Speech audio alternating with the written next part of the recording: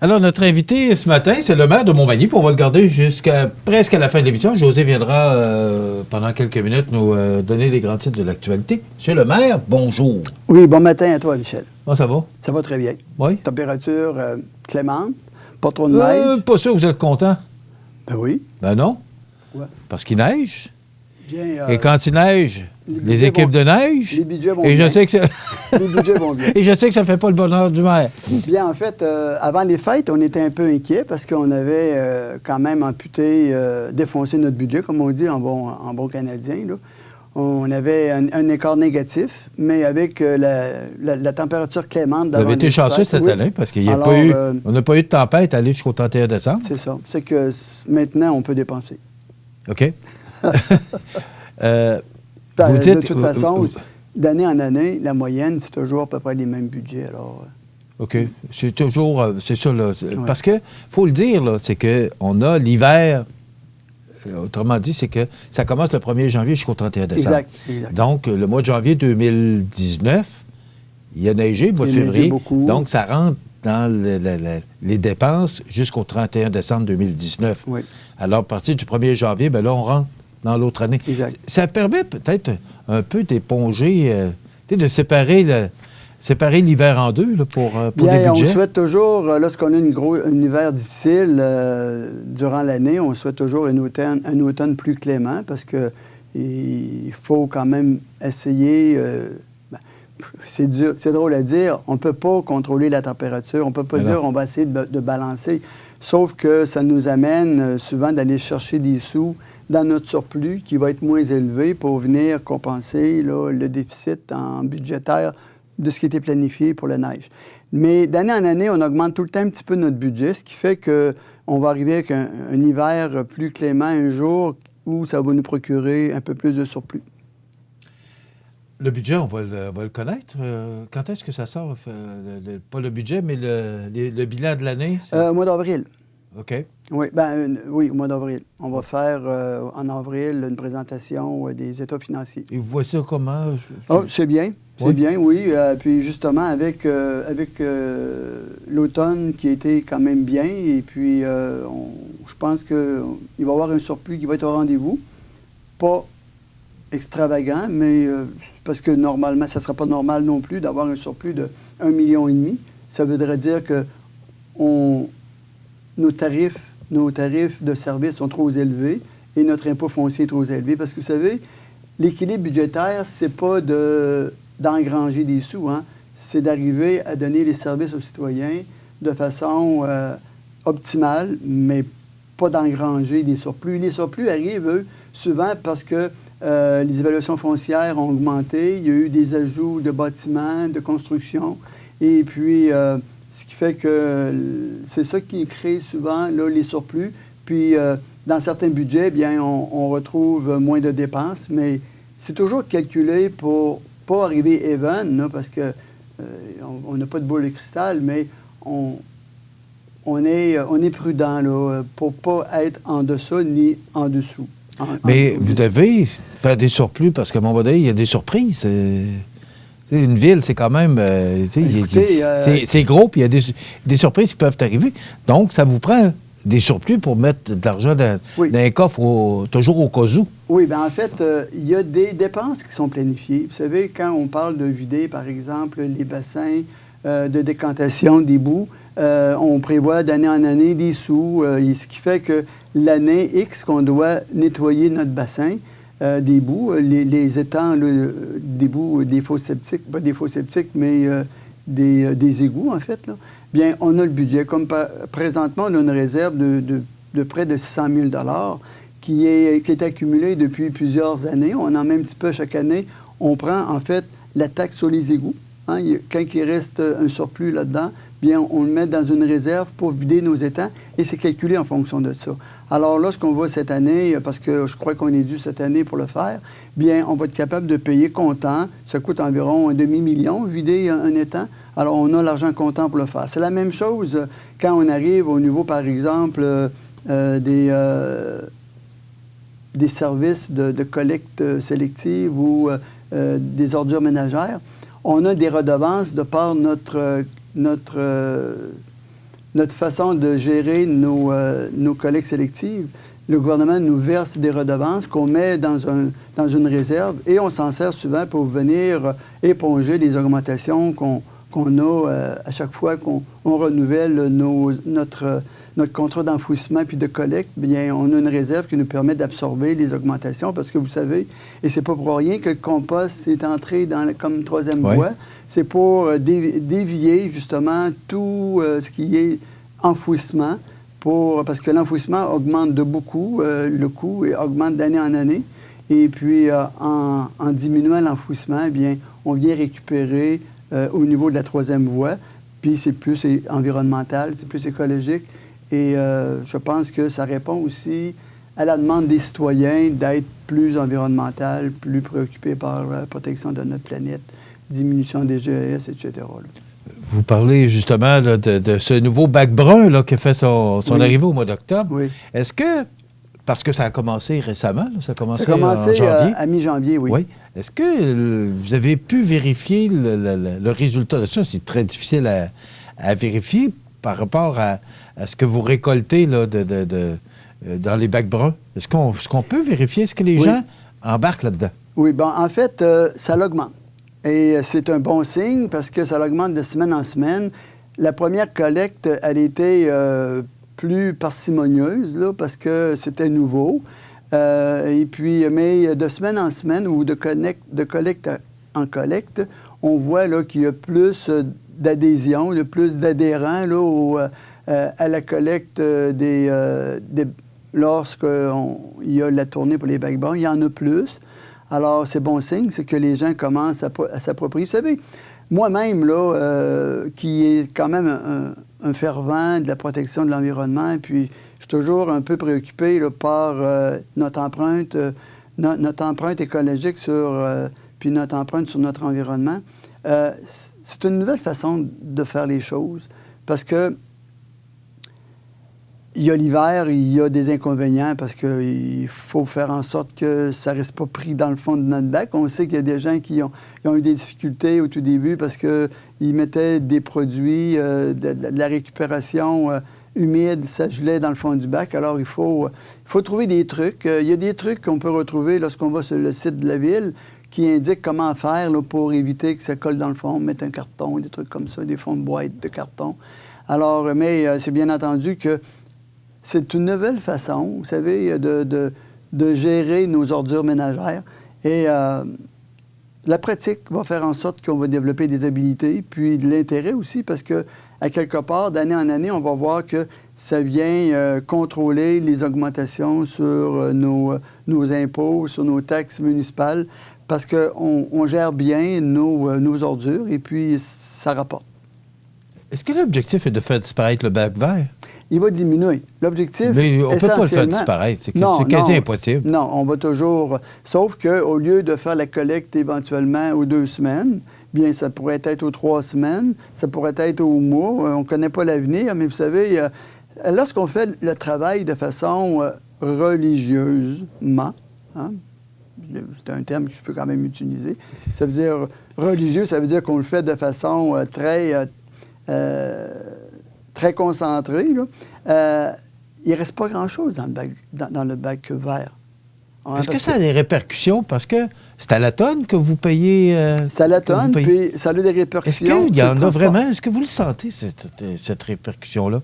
Par rapport... C'est vrai qu'on a beaucoup plus, en tout cas chez nous, beaucoup plus... Le bac bleu est rendu presque toujours plein. Il n'y a quasiment plus rien dans le bac vert. Est-ce que pour la ville... Vous le ressentez? Est-ce qu'il y a des économies d'échelle qu'on fait actuellement? On va le voir avec les années. Pas là, dans l'année 1, non. Pas encore? Non, parce qu'on paye le même prix, là. On paye le même... Il y a un contrat de transport, etc. C'est sûr qu'au niveau de l'enfouissement, au niveau du tonnage, oui, on va peut-être voir une petite différence, mais cette différence-là, on va devoir la transférer sur le transport des matières compostables. Mais avec le temps, avec avec la gestion des sites d'enfouissement dans les années à venir, où, bien entendu, les coûts vont augmenter. On va le voir, mais ça va être sur 4-5 ans qu'on va le voir. Là. OK. Ouais. Mais il faut commencer quelque part. Monsieur le maire, je ne peux pas vous recevoir sans qu'on revienne sur ce sujet qui a fait tant jaser récemment. De quoi donc? Parce qu'on ne s'est pas vu depuis l'Assemblée du Conseil du 20 janvier dernier par rapport au centre multifonctionnel. Et je sais que les gens sont en attente qu'on en jase de ça. À savoir, on en est où maintenant, là? Il est rendu où, ce projet-là? Qu'est-ce qu'on fait avec? Bien, moi, je répète encore une fois que le conseil municipal veut poursuivre la démarche d'aller de l'avant dans ce projet-là parce que c'est pour nous un projet important pour la communauté. Hein? Là-dessus, récemment, j'allais à un souper ici à Montmagny où on était environ 120 convives et puis on réalise que dans la salle où on était, si on en rajoute encore une vingtaine de convives, on ne peut pas recevoir plus que 140, 150. Et si on veut un jour travailler pour se donner de la visibilité, être attractif pour amener des gens, amener éventuellement des groupes, des gens d'affaires ou retenir nos gens ici plutôt que d'aller à l'extérieur s'ils ont besoin de salles plus grandes, bien, c'est un endroit c'est un service qu'on veut offrir à la population. Vous savez, une salle communautaire, c'est un service qu'on veut donner à la population, à des groupes communautaires, à des gens d'affaires, même à notre tourisme de passage. Alors, et on a un bâtiment où on doit faire des interventions. Alors, on a fait le choix, en parlant du centre d'immigration, on a fait le choix. On a fait deux analyses, celle de le mettre à jour, le mettre à niveau parce qu'il y a vraiment là, des sous à mettre, et de l'agrandir pour le rendre plus fonctionnel. Et c'est le choix qu'on a fait. Et on croit encore beaucoup à ce projet-là. Maintenant, on a entendu des gens qui étaient préoccupés par la formule de présentation qu'on a fait. On a peut-être manqué au niveau là, de l'information, de la consultation. Oui, on a rencontré quand même des groupes d'intérêt, mais faut croire que la communication s'est rompue à quelque part à un certain moment donné où ça n'a pas été récupéré. Et on en est là à dire, bien, on veut reprendre ça, mais on veut se donner aussi une crédibilité. Donc, ce ne sera pas les gens, ce ne sera pas le service municipal, ce ne sera pas des employés du service municipal, ni des élus qui vont faire la démarche. Alors, on a convenu de faire un petit pas de côté pour s'assurer d'abord d'aller chercher une firme qui va pouvoir nous donner, nous accompagner là-dedans, mais même, je dirais plus, faire le processus, refaire le processus d'information, de consultation, de validation. Et ensuite de ça, bien à partir des résultats qu'on aura de cette firme-là qui va déterminer un plan de travail qu'on n'a pas encore. Nous, on a confié à une firme d'analyser un plan de travail pour revoir tout le processus. On les a rencontrés il y a 15 jours où on a expliqué un peu où on était rendu, c'est quoi les difficultés qu'on a rencontrées, comment ça s'est passé, en fait, un peu l'histoire de l'évolution de ce dossier-là. Et on a réaffirmé notre volonté d'aller de l'avant dans ce projet-là, mais en ayant un processus qui est formalisé par une firme externe et puis qui va avoir cette crédibilité-là auprès de la population.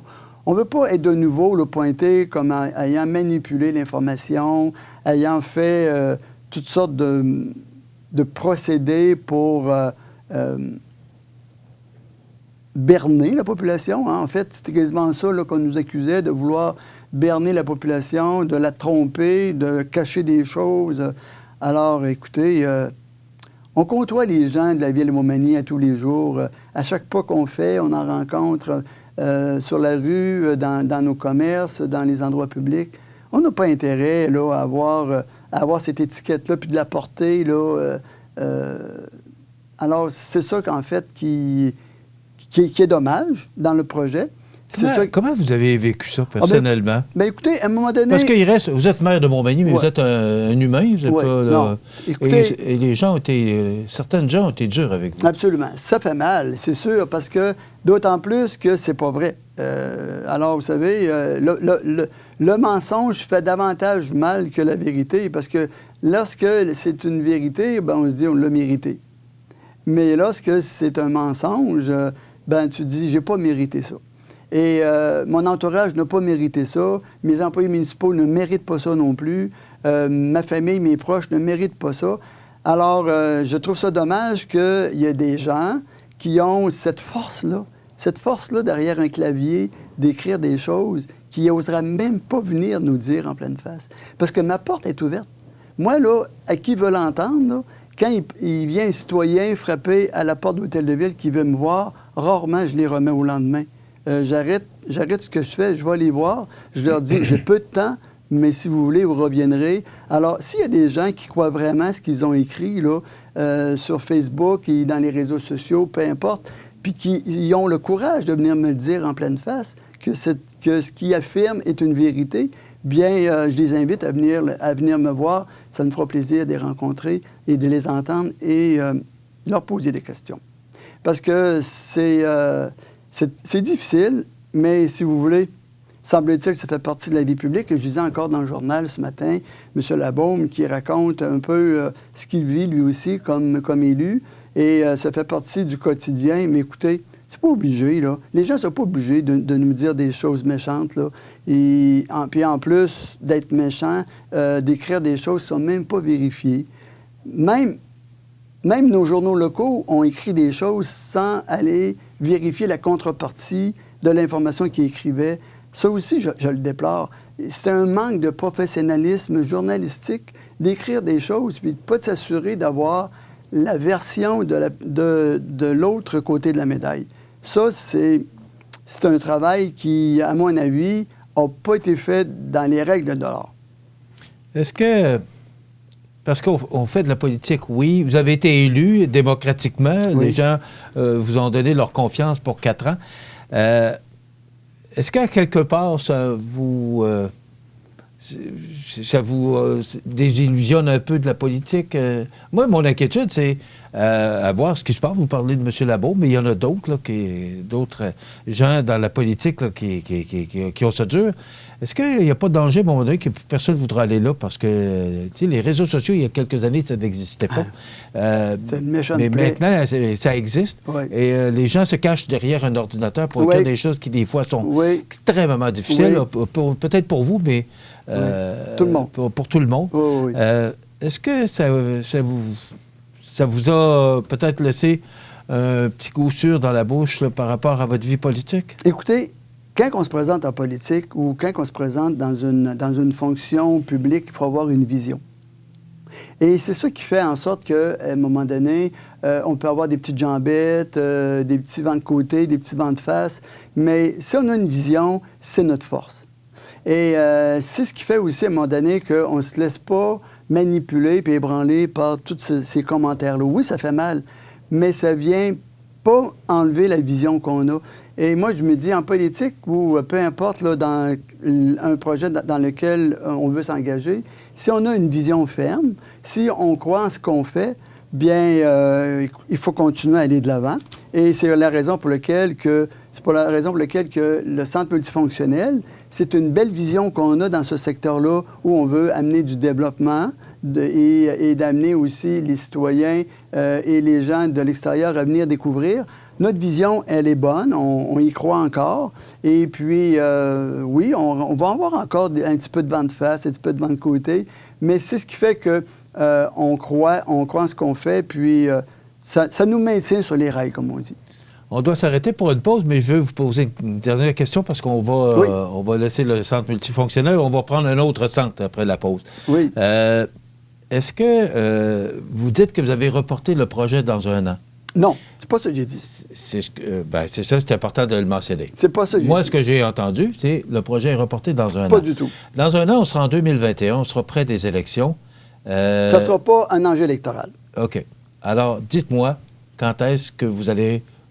Quand prévoyez-vous revenir avec bien, écoutez, le retour? Parce que vous allez le représenter à la population? C'est pas un référendum? Ça va être en 2000... non, oui, ça, le référendum. D'abord, il n'y a pas eu le nombre de signatures requis pour nous obliger d'aller en référendum, ça, c'est réglé. Hein? Ça, bon, mais vous savez que c'est contesté, l'histoire des signatures. Oui, contester. On peut contester une élection aussi. On a élu le gouvernement de la CAQ. Là. Certains individus peuvent contester la légitimité de ce gouvernement-là là, au moment où on a annoncé les résultats, mais c'est comme ça. Certains individus pourraient dire, on aurait peut-être gagné s'il n'avait pas fait de tempête ou s'il n'avait pas vanté. C'est pas ça. C'est pas de même que ça marche. Là. Il y a des processus qui ont été faits de façon rigoureuse par l'administration municipale, volet juridique, dont on ne s'est pas mêlé. Ça a été fait en collaboration avec le DGE. Le DGE a approuvé et soutenu toute cette démarche-là, au même titre que ça s'est fait dans d'autres municipalités, même le 16 décembre dernier, à la ville Mont-Royal, le même processus s'est tenu. Ils ont eu le nombre de signatures requis, ils sont présentement en référendum. Alors, il n'est pas question qu'on y aille en référendum. Les gens auront beau là, taper du pied devant l'hôtel de ville, comme j'ai lu dans l'article, ça ne changera rien, ça. OK? Maintenant, on a dit aux gens qui ont des préoccupations qu'on allait retravailler la démarche, mais avec une firme externe, dans les règles de l'art. On va le faire. Une fois que ça sera fait, on va continuer à aller de l'avant avec le projet.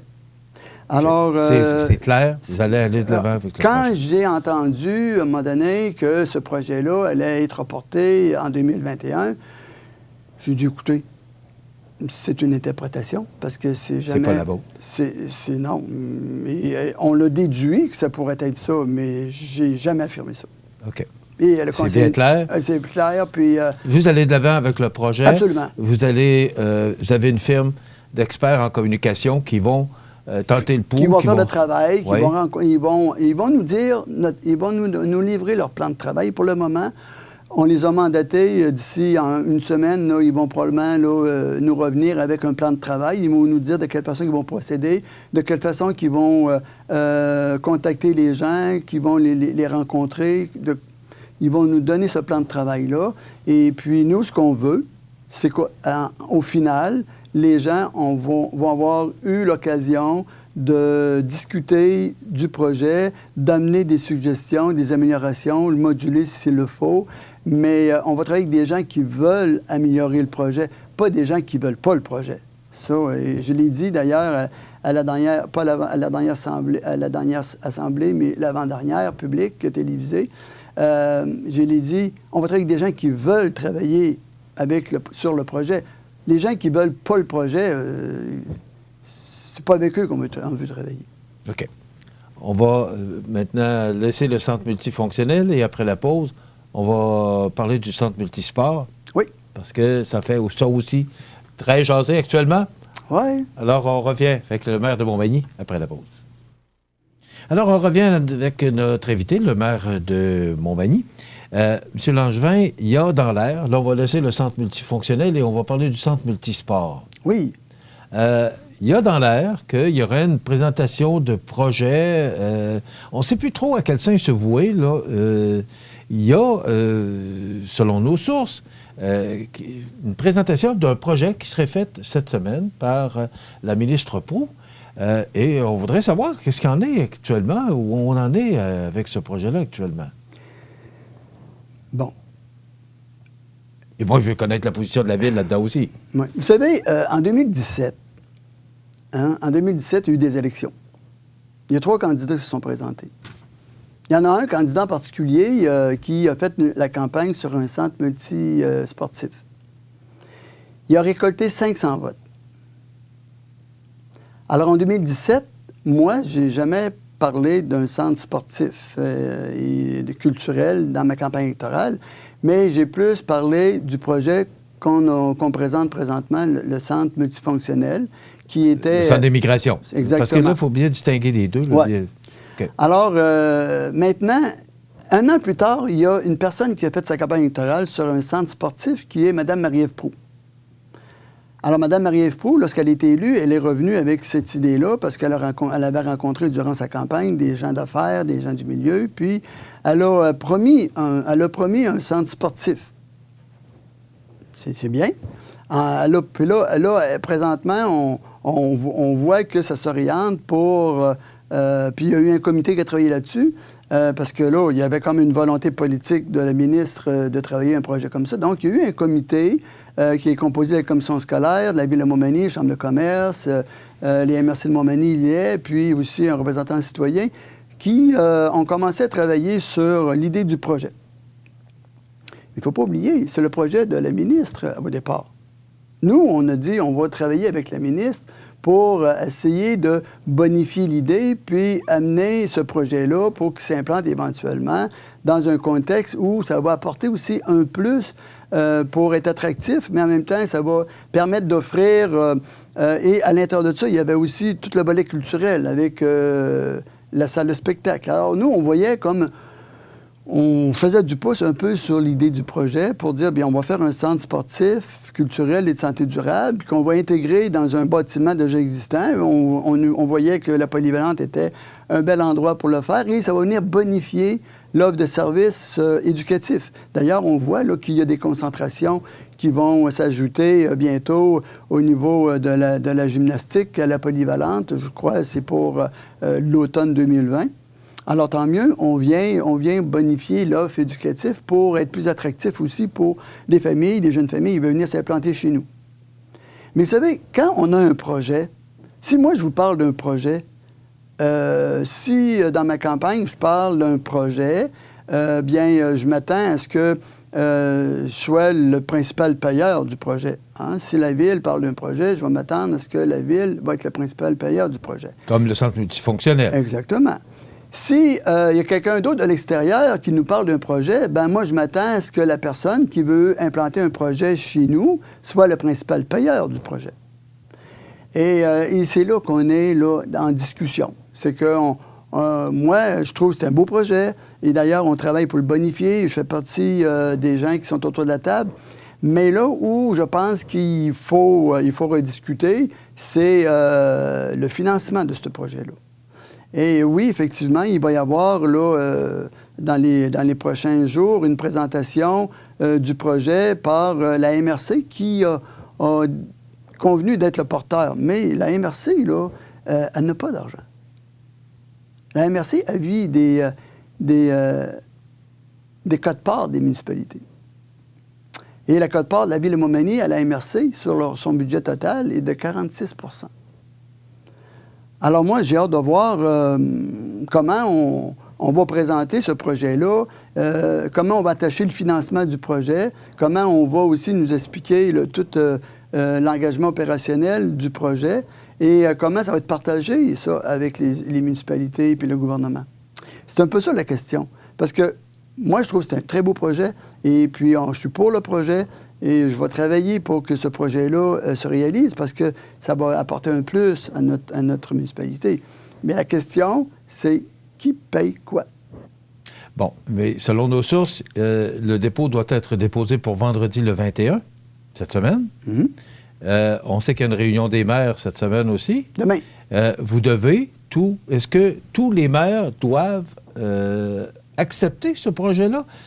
Ben là, moi, ce que je comprends, c'est que la Ville de Montmagny fait près de 50 % de la MRC. Il va falloir convaincre les maires de Saint-Just puis de Saint-Fabien. Est-ce que vous êtes convaincus, vous? À payer 46 % de la facture que je ne connais pas? Non. Non, parce que je ne la connais pas, la facture. OK. La journée, vous allez la connaître cette semaine?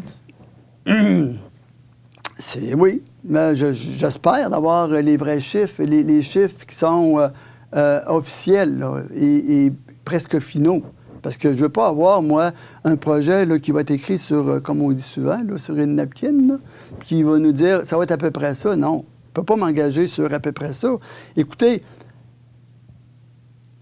on s'est fait reprocher de présenter un projet dont on anticipait un déficit de 200 000 $ qui allait impacter l'avenir économique de notre ville pour un projet d'un centre multifonctionnel. J'ai un peu de difficulté à penser que je vais présenter un projet dont on ne connaît pas vraiment les coûts véridiques de construction. Là, il y en a qui parlent de 25 millions, d'autres de 30 millions. On ne sait pas trop à quel sens jouer. J'ai entendu parler de 35, moi, puis plus... voilà. Alors, c'est ça. Alors, la Ville serait tenue, si on allait de l'avant, parce que le projet qu'on déposerait, je le dis au conditionnel, d'ici le 21 février, c'est pour aller chercher 66 de subventions, d'argent du gouvernement. Alors, mais 35 millions, 66 il reste encore une belle facture à payer pour la ville, ville ou la MRC. Et ça, c'est ça, pas la MRC. Elle n'a pas d'argent, la MRC. C'est les villes. Alors, c'est ça, c'est 66 des coûts admissibles. Et dans tout projet, il n'y a pas 66 des coûts admissibles. Généralement, c'est 55 des coûts admissibles. OK.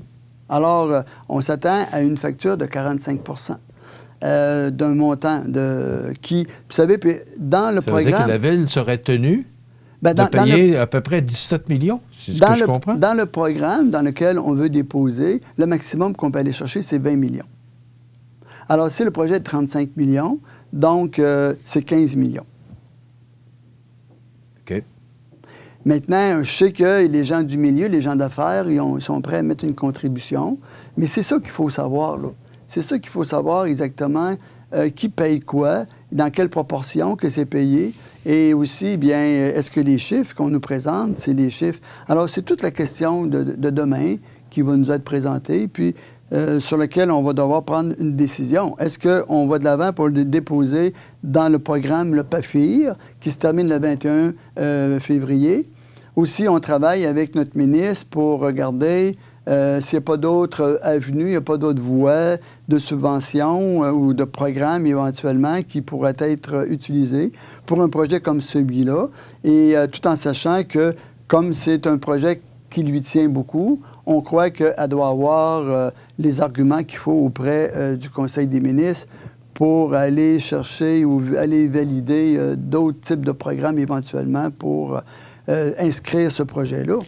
Est-ce que le ministre travaille avec vous? À la table, présentement, non. Non, elle ne fait pas partie, là, des discussions autour de la table, mais je crois qu'elle a un représentant là, qui est à l'écoute de ces... ou qui lui rend là, des comptes rendus. Est-ce que tout ça ne va pas un peu trop vite encore une fois? Bien, écoutez,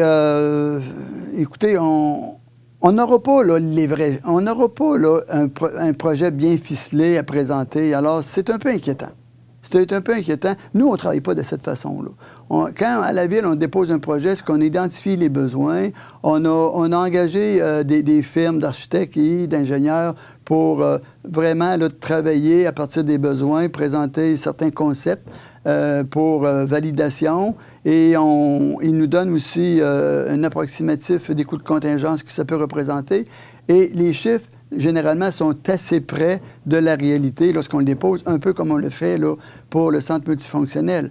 Ensuite, bien, viennent les plans de devis détaillés, mais généralement, on est pas mal là, dans la prévision. Parce qu'en bout de ligne, là, c'est pas payant. Si on me dépose un projet qui n'est pas bien ficelé, puis qu'on va en appel d'offres, puis il explose à 50 millions, tu fais quoi, là? Tu as travaillé sur un projet, puis tu réalises qu'il va falloir que tu coupes dans bien des choses, ce qui va faire en sorte que le projet initial ne ressemblera plus au projet final. C'est pas gagnant de travailler de cette façon-là non plus. OK. Mais ce que je comprends, c'est que le projet de la ministre, puis votre projet à vous, il est pas... il se ressemble pas... Non, pas du tout. Ben, pas du tout. Le centre multifonctionnel, il est intégré dans notre budget de 2020. Non, je parle du centre multisport, là, parce que là, on parle de la piscine. Il semblerait qu'il y a beaucoup de choses qu'on veut incorporer là-dedans. Moi, je suis entièrement d'accord. La piscine a besoin de réparation, on le sait. Mais là, moi, je regarde les autres, puis je me dis, mais il me semble que ça va vite pour un projet comme ça. Dites-moi si je me trompe. Bien, présentement, nous, on devait donner un rapport de l'état de l'état de notre piscine, savoir bien, est-ce que, parce qu'on a encore des sous qui viennent des fonds de petites collectivités qu'on pourrait investir au niveau de la plage, de la piscine, etc. Puis on se dit, avant de mettre des sous là-dedans, c'est quoi la durée de vie de notre piscine? C'est quoi la qualité de notre infrastructure? Si on nous dit, écoutez, ça ne vaut pas la peine de mettre des sous là-dedans, ben cette piscine-là deviendrait intégrée dans le projet. Si on nous dit, écoutez, elle est encore bonne pour 15 ans si vous faites ça, et puis que les sous qu'on a présentement serviraient justement à répondre à ces lacunes-là, ben on ne pense pas qu'on va investir 8, 9, 10 millions si on sait que ça peut encore perdurer 10, 15 ans, là, notre infrastructure. Oui, c'est pas de dernier cri. Non, c'est pas un bassin aquatique. Mais à qui on veut donner des services exactement? À l'ensemble de la population ou si on veut donner des services à un groupe sélect de la population? C'est la question qu'il faut se poser aussi avec l'ensemble des taxes des citoyens. À suivre, on aura des gens de la RMC qui vont venir nous parler demain. On va en apprendre plus. Alors, on pourra suivre ça davantage. Et je sais qu'il y a une réunion des maires cette semaine. C'est demain soir, la réunion des maires. C'est demain soir? Oui. OK. Maintenant, M. le maire, on va finir avec le gazoduc. Oui, très bonne nouvelle. Une bonne nouvelle? Oui, absolument. Mais pas pour tout le monde. Mais... Bien, écoutez, ça fait... Il y a toujours des opposants qui... Ça fait 5 ans. Hein? Ça fait plus que 5 ans.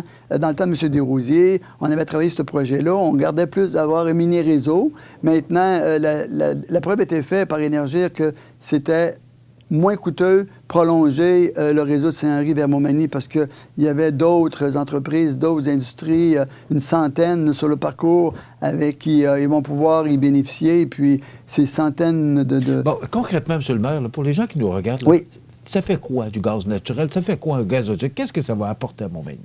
Bien, écoutez, d'abord, ça va rendre notre parc industriel plus compétitif. Ça va rendre nos entreprises, nos industries plus compétitives par rapport aux endroits, aux villes qui ont le gaz naturel. On prend Technion, par exemple, qui, eux, ont une entreprise à Lévis.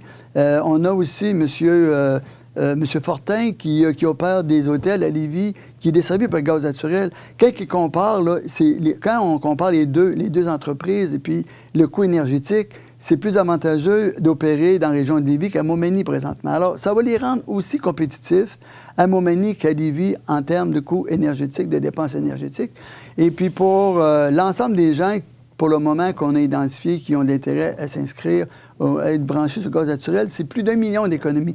Alors, ça va venir dynamiser ces entreprises-là et ça va permettre à d'autres entreprises qui viennent frapper à notre porte, qui nous posent la question, êtes-vous proche d'un accès routier important et avez-vous le gaz naturel? On dit oui, notre parc industriel est à côté de l'autoroute 20 et maintenant, on a le gaz naturel. Alors, ça va peut-être permettre à d'autres entreprises de venir s'implanter chez nous et venir dynamiser notre milieu, notre parc industriel.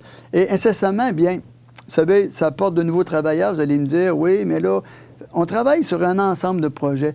Oui, le centre multisportif, c'est un attrait, mais on travaille sur des projets de développement résidentiel, on travaille sur des projets d'accès au fleuve, on travaille sur des projets pour les personnes âgées, pour les jeunes. On a d'autres projets qui sont récréaux, touristiques, qui peuvent être des éléments attractifs pour attirer des gens. Et c'est un ensemble de projets. C'est pas juste le centre sportif qui va faire la différence, c'est tout l'ensemble des petits projets qu'on travaille à Montmagny qui va faire en sorte que ça va retenir nos gens chez nous. Et puis quand les gens ils viennent nous voir, bien, ils vont avoir des endroits pour pouvoir exercer certaines activités, puis reconnaître qu'on est une ville de centralité dynamique. Il nous reste 2 minutes. Par rapport, dans le temps, sous le règne de M. Croteau, de mémoire, on avait une personne qui s'occupait d'aller visiter des entreprises pour les solliciter pour pouvoir accueillir ces entreprises-là ici. Est-ce qu'encore il se fait des démarches à ce niveau-là pour accueillir ou solliciter des... Oui, absolument. Au niveau du CLD, au niveau de la MRC, le CLD font ce travail-là. On a aussi notre société, notre corporation de sociétés économiques qui font aussi ce travail-là. On a également des gens qui viennent carrément frapper à notre porte au niveau de la direction générale puis rencontrer nos jeunes en aménagement pour poser des questions, pour voir les opportunités. Alors oui, effectivement, ça se fait là à tous les niveaux et puis dans toutes circonstances et dans tout milieu. Moi-même, quand je vais à l'extérieur, eh bien, je réponds à des questions d'intérêt public là, pour faire en sorte qu'on se fasse connaître et puis qu'on fait connaître aussi nos avantages à venir chez nous. OK. Ce démarchage-là, c'est de tous les jours et de tous les niveaux. Ça fait beaucoup de dossiers, hein? Oui, mais c'est le fun. Oui. C'est le fun. Ah oui, c'est le fun. Ben oui, ouais. Ah oui, moi je vous dis... Ça va encore du plaisir. Quand on a de la vision, même le vent de côté, ça ne nous empêche pas d'avancer. C'est une belle entrevue. Je pense qu'on a mis des choses au clair par rapport à tous ces projets-là. Parce que moi, je trouve ça intéressant de savoir qu'il y a des beaux projets qui sont mis de l'avant. On continue d'avoir. Je suis juste moins heureux quand je vois ce que ça provoque comme réaction. Ça, on est toujours moins heureux de voir, mais retenons une chose. Comment ça s'est terminé au conseil municipal. Retenons une chose. Hein? Les besoins individuels ne sont pas la réponse des besoins de la collectivité. Vous savez, moi, là, j'ai un rôle de répondre au bien commun. Alors, c'est sûr que vous avez des besoins, José a des besoins, mais moi, là, ma décision, je la prends pour le bien commun. Alors, ça se peut qu'en répondant au bien commun, que je vous déçoive, puis que je déçoive José. Mais si dans l'ensemble, ça répond au développement de notre communauté et au bien commun, bien, j'aurai rempli ma mission. Monsieur le maire, merci. Bonne journée, bonne semaine. On se retrouve dans un mois parce que chaque mois, on aura un lundi matin cette entrevue-là. Ça nous donne beaucoup plus de temps aussi pour parler de différents dossiers. Je trouve ça agréable aussi. Merci d'avoir été avec nous. Bonne semaine. Le maire de Montmagny, dans quelques instants, José est avec nous pour les grands titres de l'actualité.